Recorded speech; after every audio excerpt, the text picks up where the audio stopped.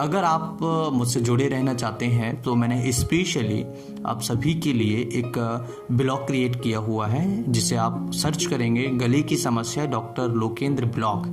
अगर आप केवल डॉक्टर लोकेंद्र ब्लॉग भी सर्च करते हैं तो भी आपको देखने को मिल जाएगा, या फिर मैं आपको उसकी लिंक डिस्क्रिप्शन में ऐड कर दूंगा, तो आप वहां पर जाकर के उस ब्लॉग को चेक कीजिएगा, सपोर्ट कीजिएगा, सब्सक्राइब जरूर कीजिएगा। क्योंकि यहाँ पर मैं गले से रिलेटेड बीमारियों के कमेंट्स के रिप्लाई नहीं कर पाता हूँ, लेकिन वहाँ पर मैं आपको गले से रिलेटेड सभी बीमारियों के कमेंट्स का रिप्लाई भी करूँगा और हर एक वीडियो में ट्रीटमेंट भी बताऊँगा। मैं उम्मीद करता हूँ कि ये ब्लॉग आप सभी के लिए बहुत ज़्यादा इन्फॉर्मेटिव भरी वीडियो से लैस होगा। काफ़ी सारी ऐसी वीडियोज़ हैं जो आपको यहाँ नहीं मिलेंगी, वो वहीं मिलेंगी, क्योंकि मैंने स्पेशली उसका नाम दिया है गले की समस्या डॉक्टर ब्लॉग। ठीक है, तो आप वहाँ पर जाके सर्च कीजिएगा, या फिर इसकी लिंक मैं आपको डिस्क्रिप्शन में सबसे ऊपर टॉप में देखने को मिल जाएगी। आप एक बार सर्च कीजिएगा या फिर क्लिक करके वहाँ पर जाइएगा। मैं उम्मीद करूँगा कि आपको काफ़ी सारी बीमारियाँ आपकी ठीक हो जाएगी। नमस्कार। आज का वीडियो थोड़ा सा अलग है और इस वीडियो में किसी भी प्रकार का इलाज नहीं बताऊंगा, किसी भी प्रकार की बीमारी के बारे में आपसे डिस्कस नहीं करूंगा, लेकिन कई सारे कमेंट्स और कई सारी परेशानियां मुझे यहाँ पर आ रही हैं कि काफ़ी सारे ऐसे कमेंट्स हैं जिनका मैं रिप्लाई नहीं कर पा रहा हूँ। और कमेंट्स केवल ये है कि कई सारी दवाइयाँ हमने खा ली, कई सारे रिपोर्ट्स हमने करा ली, लेकिन हमें आराम नहीं मिल रहा है। इसका कारण क्या है सर? और ऐसी बीमारी जिसका कोई कारण हमें पता नहीं लग रहा है और हम ठीक नहीं हो रहे प्रॉपर तरीके से, तो ऐसी कंडीशन में हम कहाँ जाएं, हम क्या करें? और ये वीडियो थोड़ा मोटिवेटिव भी होगा। ये वीडियो आपको थोड़ा सा एनर्जी भी देगा। जो लोग परेशान हैं, जिनको गले से संबंधित बीमारियां हैं, आपको पता होगा मैं रिसेंटली में काफ़ी टाइम से स्पेशली गले की बीमारियां या गले के टॉपिक्स जो हैं उन्हीं को लेकर आ रहा हूं। उसका रीज़न केवल ये है कि बीमारियां ही वही चल रही हैं, मैं क्या करूं? क्योंकि मुझे करेंट सिचुएशन में आपकी हेल्प करनी है, करेंट सिचुएशन के हिसाब से आपको थोड़ा सा मोटिवेट करना है, करेंट सिचुएशन के हिसाब से आपको मेडिसिन्स बतानी है, जिसकी सहायता से अगर आप अपने डॉक्टर से कंसल्ट करके या फिर अपने डॉक्टर की सहायता से ट्रीटमेंट ले सकते हैं, आप ठीक हो सकते हैं। कुछ घरेलू इलाज भी बताने की कोशिश कर रहा हूँ और मैं चाहता हूँ कि आप इन समस्याओं से ठीक हो जाएं, बहुत जल्दी ठीक हो जाए। ये एक बात अलग है कि कुछ लोग ये कह रहे हैं कि कोरोना कुछ भी नहीं है, कुछ लोग ये कह रहे हैं कि कोरोना है, लेकिन मैं आपको आज हकीकत बता देता हूँ। अगर आप इस वीडियो को अंत तक देखते हैं तो ये सारा कन्फ्यूजन आपको क्लियर हो जाएगा। देखिए, सबसे पहली बात हमें ये समझनी होगी, कोरोना प्रेजेंट है। आप समझ रहे हैं, कोरोना प्रेजेंट है। इस चीज़ को आप नेग्लेक्टेड नहीं कर सकते, आप इस चीज़ को एरेडिकेट नहीं कर सकते, आप इस चीज़ को अपने दिमाग से नहीं निकाल सकते। मैं कह रहा हूँ कि कोरोना है, उसके पुख्ता प्रमाण हैं, लेकिन उसमें एक हमारे लिए अच्छी बात यह है कि बाहर विदेशों की बजाय हमारे इंडिया के अंदर इसकी जो डेथ रेट है बहुत कम है, बहुत ज़्यादा कम है। इसलिए हमने आमतौर पर देखा होगा, हम देख रहे हैं कि हमारे पड़ोस में से कोई गया या फिर हमारे कॉलोनी में से कोई गया या फिर हमारे डिस्ट्रिक्ट में से कोई पेशेंट कोरोना का पॉजिटिव निकला जो हॉस्पिटल गया, तो उनमें से केवल मतलब एक आध ही ऐसा पेशेंट होगा, 100 या 200 में से एक आध ऐसा पेशेंट होगा जिसकी डेथ होगी। उसका कारण यही है कि उसकी डेथ रेट बहुत कम है। तो ये हमारे लिए सबसे अच्छी बात है। और एक चीज़ और, कुछ लोग ये कह रहे हैं कि पेशेंट गया, पेशेंट ठीक होकर आ गया, तो ये तो बहुत अच्छी बात है ना। ये तो हमें खुशी होना चाहिए हमें इस चीज़ के लिए कि पेशेंट गया और 14-15 दिन बाद वो लौट के आ गया, मतलब वो ठीक होके आ गया, तो ये तो बहुत अच्छी बात है हमारे लिए। लेकिन कई बार हम क्या सोच रहे हैं कि मतलब पेशेंट ठीक हो गया तो मतलब कोरोना है ही नहीं है, मतलब कोरोना कुछ नहीं है। देखिए, एक बात मैं आपको एक मेंटलिटी की बताता हूँ। अगर किसी पेशेंट का हम टेस्ट नहीं कराते, अगर कोई पेशेंट हमारे पास आता है, डॉक्टर के पास जाता है, तो हमने उस पेशेंट का टेस्ट नहीं कराया मान लीजिए, और उस पेशेंट को तकलीफ है, तो पेशेंट क्या कहेगा, अरे डॉक्टर साहब ने टेस्ट नहीं कराया, और अगर ऐसी कोई बात थी मुझे बताते कि मैं टेस्ट डॉक्टर मतलब आपको टेस्ट कराना है, तो पेशेंट क्या कहेगा, उस अपने ही मुंह से उसने क्या बोला कि डॉक्टर ने मुझे टेस्ट के लिए नहीं बोला, जबकि अगर वो डॉक्टर बताते कि मुझे टेस्ट कराने की ज़रूरत है तो मैं करवा लेता।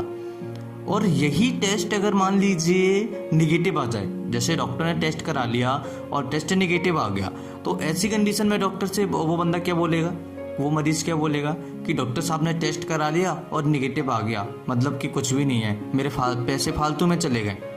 वो यही सोचेगा।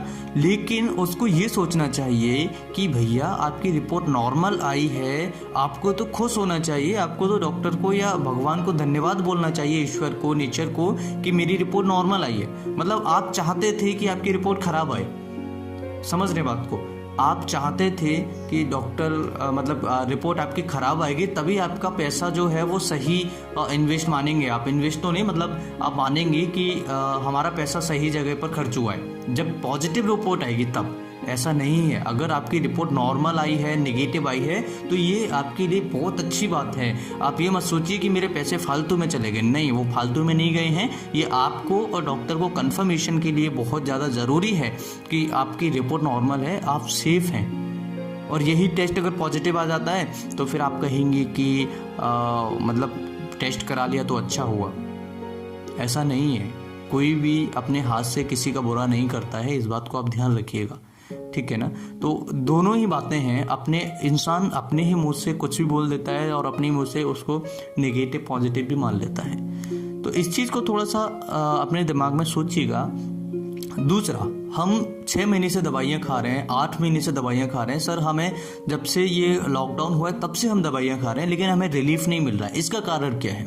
इसका कारण मैं आपको बताता हूँ।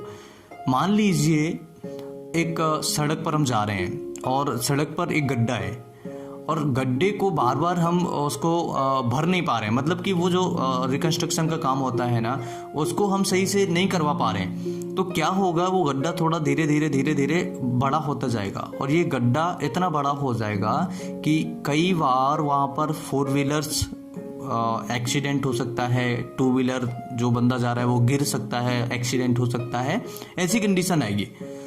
इसी प्रकार से जब हम अपने शरीर में ध्यान नहीं देते हैं, जैसे गले की समस्या हुई या हम बार बार लगातार स्ट्रेस एंजाइटी कर रहे हैं, तो ये कारण है। अब वहाँ पर गिरने का कारण क्या था कि वहाँ पर गड्ढा हो गया था, एक्सीडेंट होने का कारण क्या था कि वहाँ पर गड्ढा हो गया था। तो जब हम उस कारण को हटा देंगे, यानी कि उसको सही तरीके से हम रिकंस्ट्रक्ट कर देंगे, उसको सही तरीके से हम सड़क को बना देंगे, तो क्या होगा कि प्रॉपर तरीके से वो सड़क हो जाएगी और वहाँ पर कोई नहीं गिरेगा। तो इसी तरीके से हमें कारण ढूंढना है।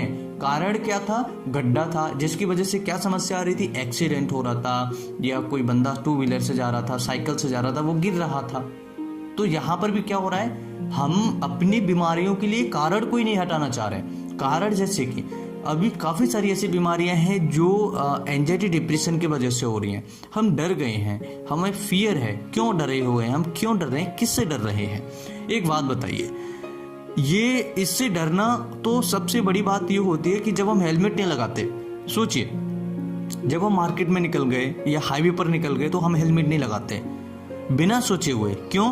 क्योंकि हम सब जानते हैं कि जब हमें हेड में, सिर में चोट आती है तो बहुत ज़्यादा डेंजरस होता है, पेशेंट को बचाना बहुत ज़्यादा मुश्किल होता है सर, जब हेड में किसी को इंजरी होती है तब। इसी प्रकार से जब हम बाहर निकल जाते हैं और किसी के कांटेक्ट में आते हैं तो कोरोना होने के चांसेस हैं। लेकिन इससे ज़्यादा खतरनाक तब होता है जब हम हेलमेट नहीं लगाते हैं, क्योंकि ये सबसे ज़्यादा इम्पोर्टेंट होता है। ब्रेन हमारा सबसे ज़्यादा महत्वपूर्ण होता है। जब हम हेलमेट लगा के जाते हैं तो ये हमारा कहीं ना कहीं सेफ होता है, यानी कि कहीं गिरते हैं या कुछ होता है तो हमारा हेड सेफ है।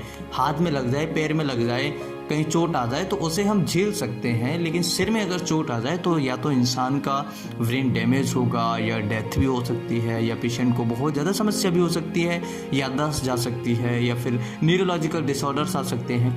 काफ़ी सारी ऐसी बीमारियां हैं जो ऐसी दिक्कत की वजह से हो सकती हैं। तो हमें क्या याद रखना होगा? हमें कारण हटाना होगा।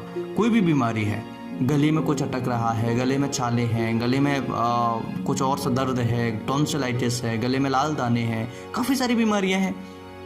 तो इनको हमें समझने के लिए कुछ कारण हमें समझने होंगे। जैसे कि गले में काफ़ी सारी बीमारियां होती हैं जो कि और अलग बीमारियों की वजह, जैसे PND है, किसी को एलर्जी है, साइनसाइटिस है किसी को, या किसी को GERD की समस्या है, ये समस्याएं अगर किसी को होती हैं तो आप इनसे बचेंगे। कैसे बचेंगे कि आपको कारण हटाना होगा। GERD की वजह से आपको गले में जलन हो सकती है, गले में लाल दाने हो सकते हैं, गले में छोटे छोटे दाने हो सकते हैं, गले में दर्द हो सकता है, गले में खट्टी डकारें आ सकती हैं। तो कारण क्या था? GERD यानी कि गले में जो हमारे पेट में हम खाना खाते हैं वो स्टोर होता है, वो कंटेंट आपके गले में आ जाता है और एसिड साथ में लेके आता है। तो वो एसिड क्या होता है, गले में कुछ हल्की स्किन को डैमेज कर देता है, ठीक है, उसकी वजह से में जलन होने लगती है। काफी सारी कारण है। तो कारण क्या था? GERD। उसके सब वजह से सिम्टम्स कितने आ रहे हैं हमें उसकी वजह से कितने सिम्टम्स आ रहे हैं? काफी सारे। गले में दर्द हो सकता है, छाले हो सकते हैं, गले में जलन हो सकती है, इस तरह के सिम्टम्स आ रहे हैं। तो हमें क्या करना होगा? इसके लिए हमें ठीक क्या करना होगा? GERD को हम जैसे ठीक करेंगे वो ट्रीटमेंट हमारा वैसे ही ठीक हो जाएगा, वो समस्या हमारी वैसे ही ठीक हो जाएगी। तो इस चीज को आपको समझना होगा। 6 महीने से हम दवाई खा रहे हैं, 6 महीने से हम दवा ही तो खा रहे हैं लेकिन आराम नहीं मिल रहा है। उसका कारण ही यही है कि हम कारण को नहीं हटा रहे हैं। आप कितनी भी दवाइयाँ खा लीजिएगा। अच्छा, एक चीज़ और, कई बार एक डॉक्टर पे ट्रस्ट होता है। डॉक्टर पे ट्रस्ट यानी कि कई बार आपने देखा होगा कि हम काफ़ी सारे डॉक्टर से दवाई ले आए लेकिन हमें आराम नहीं मिला। और एक डॉक्टर हमारा ऐसा होता है जिसपे हमें जाने से तुरंत आराम मिल जाता है, एक ही खुराक में। बोलते हैं ना कि एक ही खुराक में आराम मिल गया। ऐसा क्यों? वो एक मेंटली और हर तरीके से कह सकते हैं कि एक डॉक्टर पे बिलीव होता है या एक पॉजिटिव एनर्जी होती है जो सीधी कनेक्ट होती है, समझ रहे हैं? तो उसकी वजह से भी आपको ये समस्या देखने को मिल सकती हैं। हो सकता है कि ऐसी कोई दिक्कत आ रही हो, तो आप अपने सही डॉक्टर के पास जाएं, जिससे आपको लगता है कि मैं वहाँ ठीक हो सकता हूँ, वहीं जाएं। अदरवाइज कहीं नहीं भटकें। हमने एंडोस्कोपी करा लिया, एक्सरे करा लिया, ऑक्सीजन नॉर्मल है, एक्सरे नॉर्मल है और SpO2 भी नॉर्मल है, बाकी काफ़ी सारी चीज़ें हैं, पल्स नॉर्मल है, ब्लड प्रेशर नॉर्मल है और आपके कोई और समस्या नहीं है, केवल एक ही सिम्टम्स आ रहा है। तो आप ऐसे नहीं डरिएगा। कोरोना भी काफ़ी सिम्टम्स उसके एक साथ में आते हैं काफ़ी मरीजों में। तो आपको डरने की कोई बात ही नहीं है इसमें। क्यों डर रहे हैं हम? किस चीज़ के लिए हम डर रहे हैं? मेरे तो ये समझ नहीं आ रहा भाई।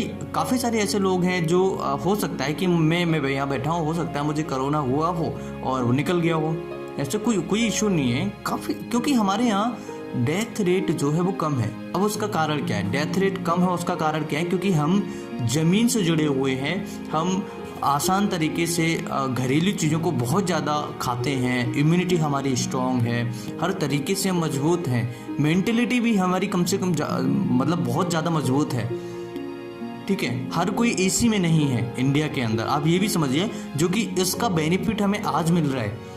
हर किसी के पास एसी नहीं है, उसका बेनिफिट हमें आज मिल रहा है, ये हमारे लिए बहुत बड़ी बात है ना।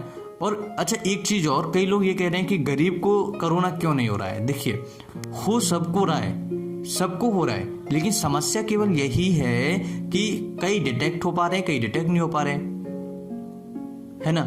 और सबसे ज़्यादा सेंसिटिव कौन है? जो एसी में रहते हैं। उनको जरा सा भी कुछ समस्या हुई तुरंत डॉक्टर के पास चले जाते हैं। और एक आम व्यक्ति है जो गरीब व्यक्ति है, गरीब तबके का है, वो क्या करता है? वो 5-6 दिन तो वैसे ही निकाल देता है कि चलो वैसे हो जाएगा ठीक 5-6 दिन में, 5-6 दिन बाद डॉक्टर को, जब उस पर नहीं झेलेगी तब वो डॉक्टर के पास जाएगा ना। तो कई मरीज तो ऐसे हैं जो उनको होके निकल गया, ये भी तो हो सकता है ना। तो इसमें डरने की कोई बात नहीं है। हमारे डेथ रेट कम है, बहुत अच्छी बात है, डेथ रेट कम है। कुछ प्रिवेंशन हमें ध्यान रखने होंगे। प्रिवेंशन अगर हम ध्यान रखते हैं तो हम बिल्कुल आम तौर पर जो बीमारियां होती हैं उसी तरीके से ये बीमारी निकल जाएगी और हमें कोई भी डरने की ज़रूरत नहीं है। लेकिन ये हम नहीं मान सकते कि कोरोना नहीं है। ये बिल्कुल ही जो आपको बता रहे हैं या जहाँ पर भी से भी आपको नॉलेज मिल रही है, ये गलत नॉलेज है। सोचिए कि क्या अगर ये फेक होता तो ये इतनी बड़ी बड़ी कंट्रीज़ हैं, स्पेनिश है, फ्रांस है, अमेरिका है और भी काफ़ी से इटली है, काफ़ी सारी ऐसे बड़ी बड़ी जो कंट्रीज़ हैं उनके अंदर भी लॉकडाउन दोबारा से लगने के चांसेस लग रहे हैं। सर आप सोचिएगा, लॉकडाउन से किसका नुकसान हो रहा है? एक आम व्यक्ति का तो हो रहा है, लेकिन गवर्नमेंट का भी नुकसान होता है। सर गवर्नमेंट को भी अपने यहाँ से पैसा लगाना पड़ता है। वो ठीक है कि काफ़ी सारे लोगों की मेंटेलिटी कुछ अलग होती है, अपने हिसाब से वो सोच लेते हैं अपने तरीके से, लेकिन जब हम थोड़ा सा इन चीज़ों से हट के ऊपर जाके थोड़ा सा हाई लेवल पर थोड़ा सोचेंगे तो शायद ये सारी चीज़ें हमें समझ में आएंगी और शायद हम ये सारी चीज़ों को समझ पाएंगे। तो एंजाइटी डिप्रेशन को आप हटाएंगे। एंजाइटी डिप्रेशन हमें बिल्कुल भी नहीं लेना है। छोटी सी बीमारी आसान तरीके से होके निकल जाएगी, हमें पता भी नहीं लगेगा। तो आज का ये छोटा सा वीडियो केवल और केवल एक विषय पर आधारित था, आपको थोड़ा सा मोटिवेट करना और आपको ये समझना कि कारण क्या हो रहा है बीमारी का। अगर आप मुझसे जुड़े रहना चाहते हैं तो मैंने स्पेशली आप सभी के लिए एक ब्लॉग क्रिएट किया हुआ है, जिसे आप सर्च करेंगे गले की समस्या डॉक्टर लोकेंद्र ब्लॉग। अगर आप केवल डॉक्टर लोकेंद्र ब्लॉग भी सर्च करते हैं तो भी आपको देखने को मिल जाएगा, या फिर मैं आपको उसकी लिंक डिस्क्रिप्शन में ऐड कर दूंगा, तो आप वहां पर जाकर के उस ब्लॉग को चेक कीजिएगा, सपोर्ट कीजिएगा, सब्सक्राइब जरूर कीजिएगा। क्योंकि यहाँ पर मैं गले से रिलेटेड बीमारियों के कमेंट्स के रिप्लाई नहीं कर पाता हूँ, लेकिन वहाँ पर मैं आपको गले से रिलेटेड सभी बीमारियों के कमेंट्स का रिप्लाई भी करूँगा और हर एक वीडियो में ट्रीटमेंट भी बताऊँगा। मैं उम्मीद करता हूं कि ये ब्लॉग आप सभी के लिए बहुत ज़्यादा इन्फॉर्मेटिव भरी वीडियो से लैस होगा। काफ़ी सारी ऐसी वीडियोस हैं जो आपको यहाँ नहीं मिलेंगी, वो वहीं मिलेंगी, क्योंकि मैंने स्पेशली उसका नाम दिया है गले की समस्या डॉक्टर ब्लॉग। ठीक है, तो आप वहाँ पर जाके सर्च कीजिएगा, या फिर उसकी लिंक मैं आपको डिस्क्रिप्शन में सबसे ऊपर टॉप में देखने को मिल जाएगी। आप एक बार सर्च कीजिएगा या फिर क्लिक करके वहाँ पर जाइएगा। मैं उम्मीद करूँगा कि आपको काफ़ी सारी बीमारियाँ आपकी ठीक हो जाएगी। मैं फिर मिलता हूँ इसी तरह किसी नई वीडियो में। तब तक के लिए अपना प्यार मुझे देते रहिए, सपोर्ट जरूर कीजिएगा, सब्सक्राइब जरूर कीजिएगा, क्योंकि आपके सपोर्ट के बिना कुछ नहीं है। और मैं आपसे सॉरी बोलता हूँ, क्योंकि यहाँ पर मैं कमेंट से रिप्लाई नहीं कर पा रहा हूँ, बट वहाँ पर मैं आपको हर एक कमेंट का रिप्लाई करूँगा। मैं आपसे मेरा ये वादा है। So subscribe now and support me. Thanks for watching. Have a nice day. Thanks for watching. नमस्कार। जय हिंद।